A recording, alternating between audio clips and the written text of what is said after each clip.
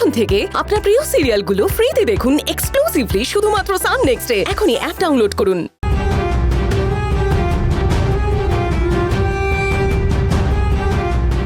এই দেখো তুমি কাঁধে রেখেছো। এই বাড়ি থেকে চুরি করে পালাচ্ছিল, আমি ওদের হাতে নাতে ধরেছি।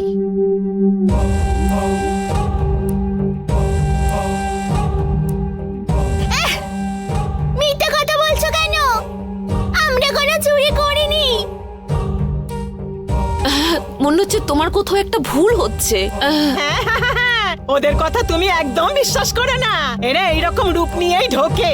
ওদের মনের মধ্যে যে কি চলে সেটা তোমরা বুঝতে পারবে না। এত চিৎকার করার কি আছে? ওদিকে আমি অফিসের একটা কাজ করছি, বিনা কারণে প্রত্যেকদিন সকালবেলা এই ঝগড়া অশান্তি আমার এই বাড়িতে আর ভালো লাগে না শুনতে। সুমিত, বড্ড বেশি কথা বলছিস তুই, চুপ কর। দেখলি তো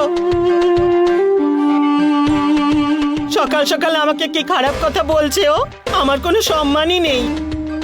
আমি যে তোদের ভালো করতে চাই সেটা কেউ বোঝেই না, শুধু অসম্মান করে অসম্মান করে।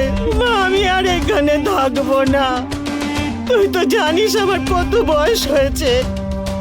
এই বয়সে কি এসব সহ্য করা যায়? ভালো করতে যাই, কারোর সহ্য হয় না। আমি তো তোদের ভালোবাসি বলেই এত খেয়াল রাখি সব দিকে। এত চেঁচামেচির কি আছে? কি হয়েছে? কি কি নিয়ে এত গন্ডগোল হচ্ছে আমাকে একটু বলবে? আরে এই মেয়েটা রুদ্রর ঘরে চুরি করছিল, আমি দেখেছি। আমি তো দেখে ওদের হাতে নাতে ধরে নিয়ে এলাম।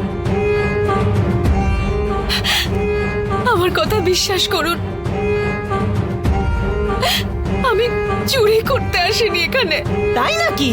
তাহলে তুমি রুদ্রর ঘরে ঢুকে কিছু নাওনি বলছো?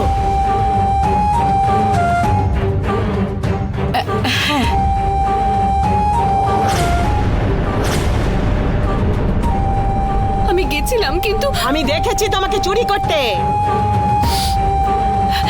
সত্যি কথা বলো, তুমি রুদ্রর ঘরে ঢুকেছিলে তো?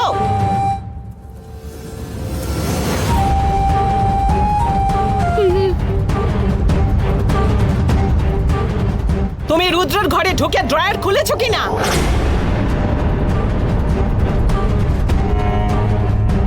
হ্যাঁ আমি গেছিলাম ওনার ঘরে। কি সাহস হলো কি করে এত?